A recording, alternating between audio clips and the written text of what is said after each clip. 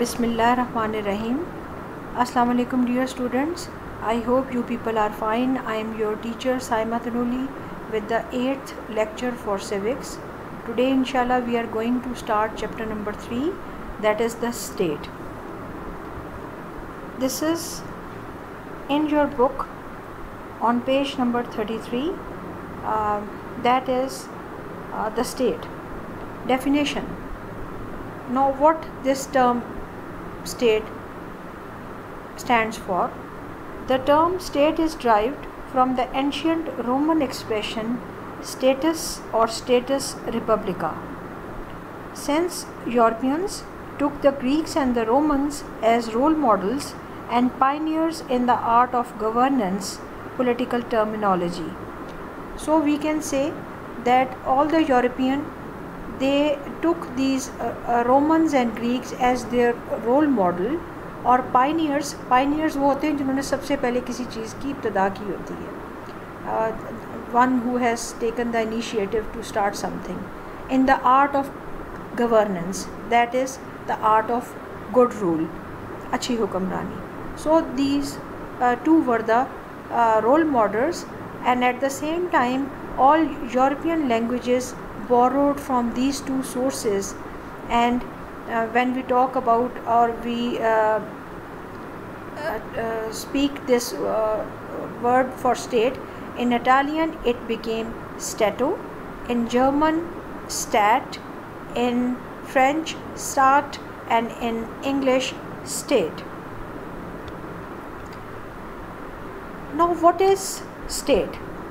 State is an idea, a concept, or we can say an abstraction. It cannot be seen, touched, tasted, smelled, or heard. It can be apprehended, if at all, only in our mind. That is, it is something which we can assume or think or apprehend through our mind. That is something which we only have in our mind or through our mind. देखें, जैसे हम मुमलिकत पाकिस्तान जब कहते हैं तो automatically we have this idea of the state of Pakistan. हम कहते हैं पाकिस्तान की स्टेट की बात हो रही है, तो that is your concept of state. To some social scientist, state is an organisation which stands for a whole community. For others, it is an institution which establishes the domination of one class over the other. Some interpret it as a power system, while others as a welfare state. So this is the idea for state. But coming to its definition, Aristotle observes a community of families and villages having for its end a perfect and self-sufficing life, by which we mean a happy and honorable life. He has given a very ancient kind of definition of state, by which we have a small group of people living together in a particular area or a village, and they are interacting with each other, and they are perfect in themselves, and they are having a self-sufficing, self-sufficient life, which makes it an honorable and happy life. But coming to a political background of this definition of state, according to Woodrow Wilson, he says people organized for law within a definite territory. लोगों को इकट्ठा किया गया एक इलाके में हदबंदी के साथ, और एक कानून को फॉलो करने के लिए, एक लॉ को फॉलो करने के लिए. That makes it a state. Other definitions are by different other social scientists, like Burgess says particular portion of mankind viewed as an organized unit. According to H.J. Lasky, a territorial society divided into government and subjects, claiming within its allotted physical area supremacy over all other institutions. G.W. Garner says the state as a concept of political science and public law is a community of persons more or less numerous permanently occupying a definite portion of territory, independent of external control, and possessing an organized government to which the great body of inhabitants render habitual obedience. So, if we consider this definition of Gardner and even Lasky, they both have incorporated or we can say included all the four elements of the state very beautifully and explained it. Now coming to the elements of the state, there are four elements of the state in which the first one is human population. Now what is this population? State is the assemblage of human beings. No flock of birds or herds of animal can be termed as state. It is only this association or grouping of the human beings that makes it a population. Otherwise, if we talk about the birds, there is a flock of birds, or if we talk about the animals, there is a herd of animals. Now, Greek philosophers preferred small states in the beginning. For example, Plato considered 50-40 citizens, that is 5,040 citizens, to make an ideal state. They used to think and have this idea, and at the same time we were having less population at that time, that the more the state is less populated, the more it is better to manage. Even in today's world, overpopulation is not considered as a blessing, rather it's a curse, or we can say it's a liability. In the 18th century, French philosopher Rousseau suggested that the population of an ideal state should not exceed 10,000. That should be 10,000 only. That will make it very easy to handle. And but on the other hand, if we take the viewpoint of imperialist rulers, they were aspiring to bring the whole of the human community under the rod of their authority. वो तो कहते थे कि बस सारी दुनिया एक जगह हम उसको काबू में कर ले, अकॉर्डिंग टू दीज डिक्टेटर्स और imperialist. States like Monaco, San Marino and Vatican do not exceed thousands in number. Till now these are states, but in the modern age, however, it is not possible to put a limit on what maximum or the minimum population a state should have. We are living in a world where, on the other hand, states like Monaco, San Marino and Vatican do not exceed thousands in number, while states like India and China are inhabited by more than 1 billion people each. That makes them the most thickly populated countries of the world. I am telling you the name of 6 most thickly populated countries of the world. Please note it down. First is China, second is India, third Indonesia, fourth Brazil, fifth Argentina, and sixth is Pakistan. So that makes us one of the most populated countries of the world. You know, if the population is more, we will be having a lot of problems. That is why the theory and the concept of the ancient Greek philosophers was right, not to have much population. Less population is manageable in every aspect of life. Coming to the next important element of the state is territory, आपका इलाका. Now what is this? A state should not only have a fairly sizable population, it should also have this population settled on a piece of land permanently.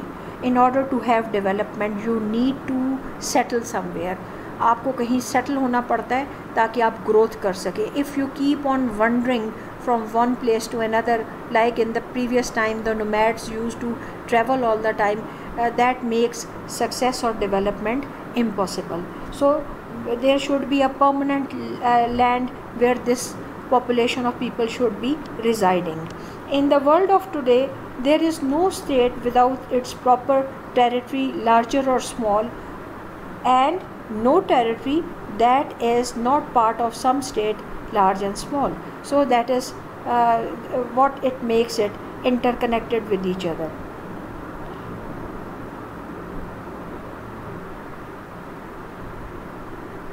A well-defined territory is a precondition of statehood. That is, we need to have a well-defined territory. That is a requirement of a state. All authorities on internal law and all international organizations agree on this thing, that without a well-defined territory, a state cannot be recognized and it cannot exist. According to great philosophers like Plato, Aristotle and Rousseau, they were in favor of moderate size states, as they considered it that it will be easy to manage.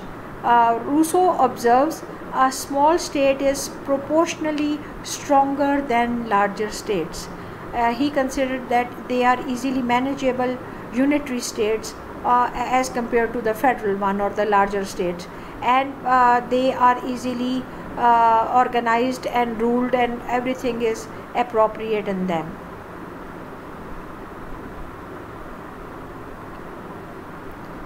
The third important element of the state is government. What is a government? It is an agency created for the purpose of enforcing law. That is your government. And government is in fact, or we can say, is the focus of the common purpose of the people occupying a definite territory, and it is through this medium that common policies are determined, common affairs are regulated, and common interest promoted. So in order to have all these policies to be implemented, we need to have a government. A standard government is comprised of three major elements or organs, we can say, in which we have the legislature, that is the law department or the law making organ of the state. We have the executive, that is the one who will be implementing the laws made by the state, and we have the judiciary, that is the one which give the interpretations of these laws. So these are the three organs of the government.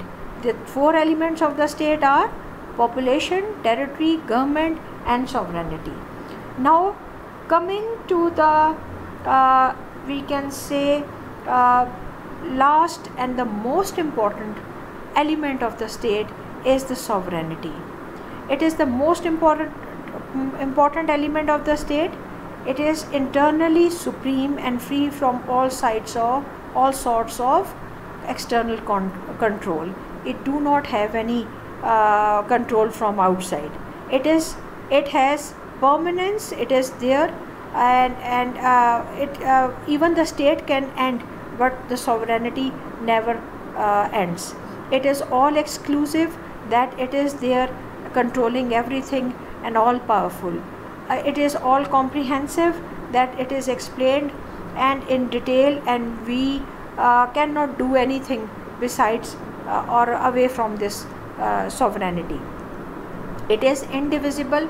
You cannot divide sovereignty. Sovereignty, we can say that it is the most important element of the state, because it distinguishes state from all other human associations and institutions. No people living in a well-defined territory and being ruled by a government can be called a state unless they collectively possess an authority which is internally supreme and free from all sorts of external control. This authority has permanence and lives as long as state exists. It is exclusive, all comprehensive, indivisible, cannot be divided, inalienable, that is you cannot have a substitute from that, and it cannot be finished or ended. It is absolute and supreme.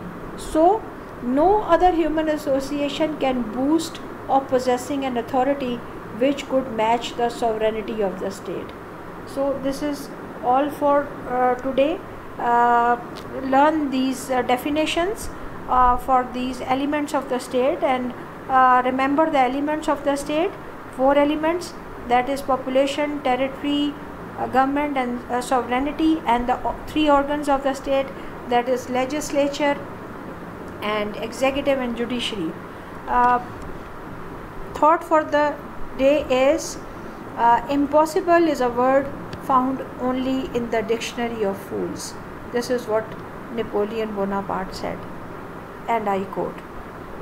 Thank you very much. Have a nice day.